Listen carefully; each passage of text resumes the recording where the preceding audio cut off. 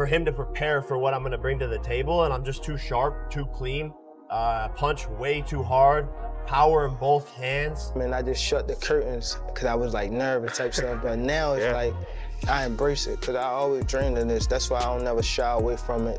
That's what I'm here to do. To show out. 3-division world champion, 4-time 3-division world champion. At the end of it, bro, you can't take anything away from him. In their fiery face-off, Jake Paul radiates absolute belief in his evolution as a boxer and vows to crush Gervonta Davis in ruthless fashion. He insists that every step of his athletic journey has led him to this defining night and that he's fully prepared to face whatever comes his way without a flicker of doubt.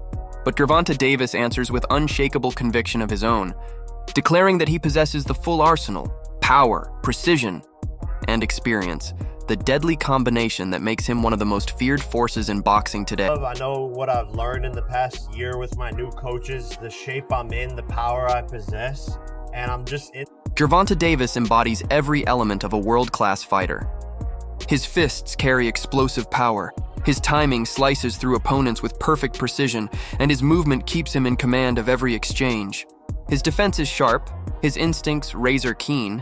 He can anticipate a strike before it even happens. With such refined tools, Davis refuses to be labeled just a puncher. He knows he has the full skill set to dominate the sport's highest level and prove once again why his name stands among the greatest. Fight.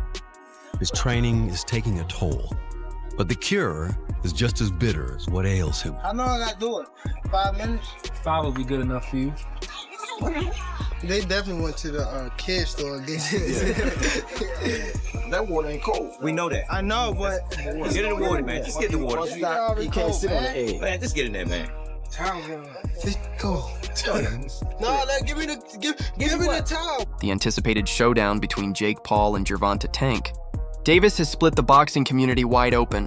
It's a clash of extremes, raw size and brute strength colliding with elite speed, technique, and years of ring mastery. Analysts can't stop dissecting the matchup. Jake enters with a significant size and weight advantage, a trait that grants him a heavier punch, a sturdier chin, and more physical leverage. Yet that edge only matters if used wisely.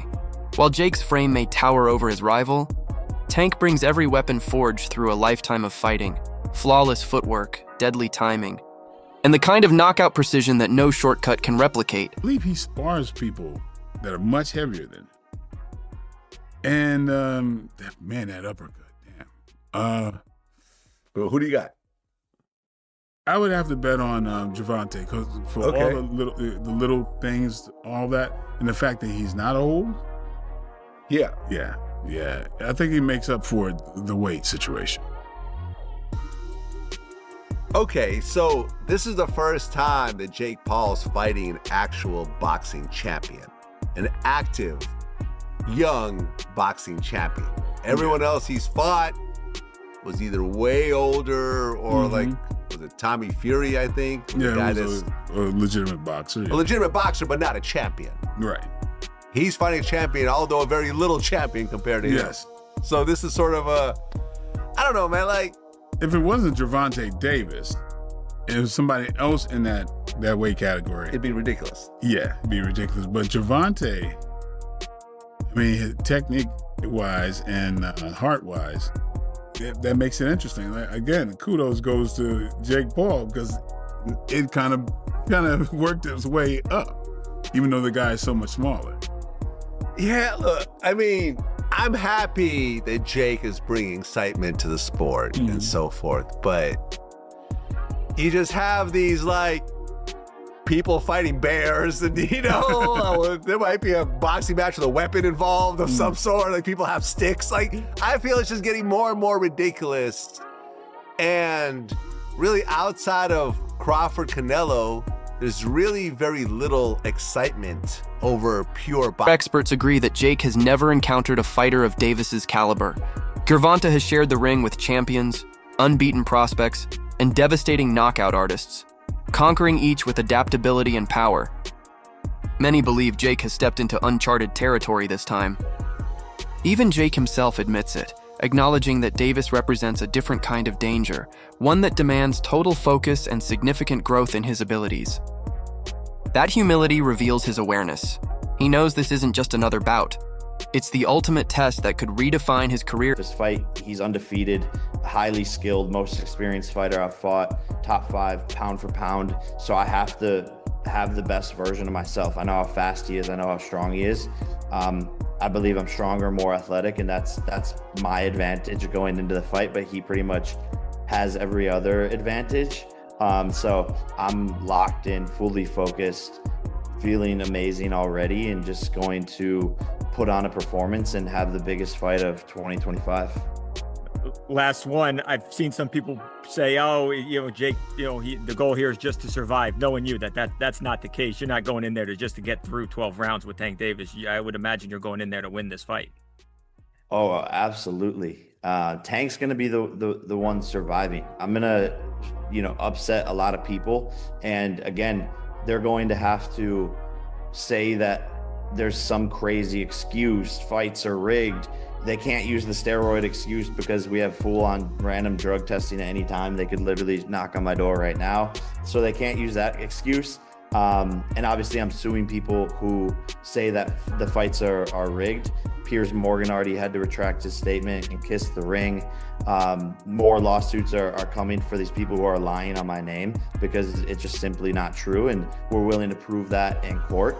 But I'm actually flattered that the only thing that people can chalk up these wins to is that the fights are rigged, because it's honestly the greatest compliment.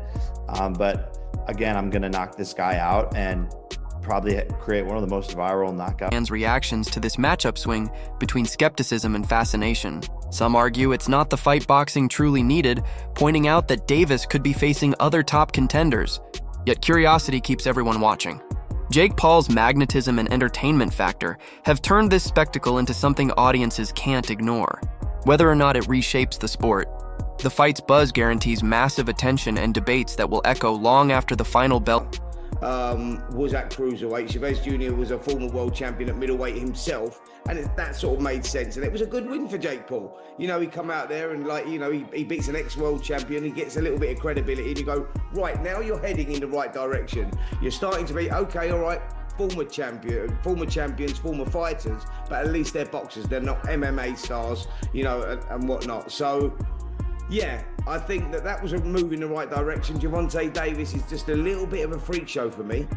Yeah, I agree, Spence. I mean, the size difference is a bit of an annoying one as well. But also as well, I hate when they put exhibition in it, because then you think how seriously they're really going to take it. I understand it because of the money involved, but realistically, if there can be a winner, Gervonta Davis should take him out, regardless of the size, pretty easily and pretty quickly. I agree, mate.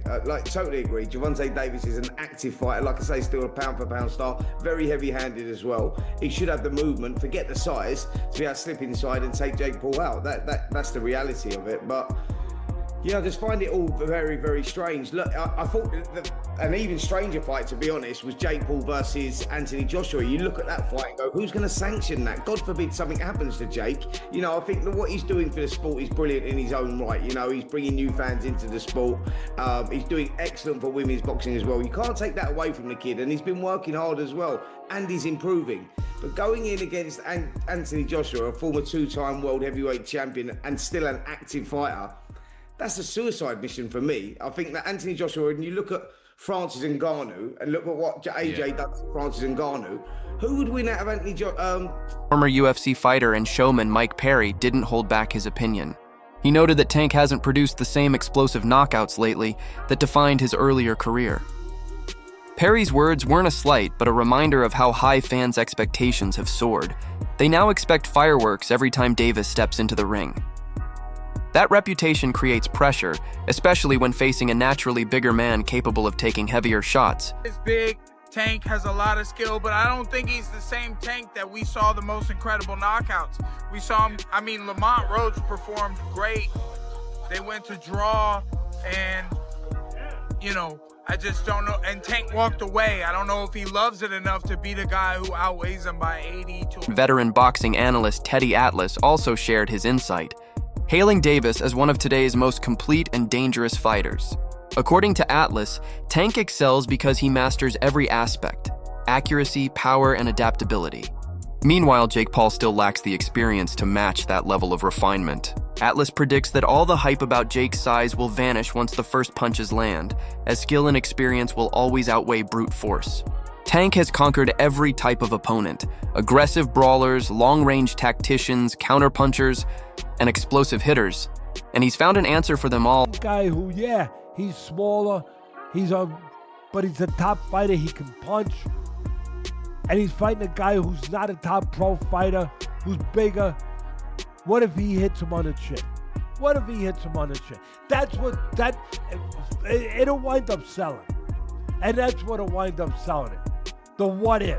What if Tank makes him do a cha-cha? He hits him on the chin, and Jake Paul, we're gonna find out if he can dance. Whoa, whoa, whoa, whoa. You know, do the cha-cha. That's what's gonna sell it. And you can't argue that what if. You can't. I know I get to places that other people won't go and everything else. They just dismiss stuff because it's easier to do that. It's safer to do that. You don't have the bows and arrows coming at you from people that argue with you because you did that. But I don't care. I've had bows and arrows my whole life. I don't care. But that's true. That what if? What if this guy who is a real good puncher, who is one of the best fighters in the world right now, what if he hits him?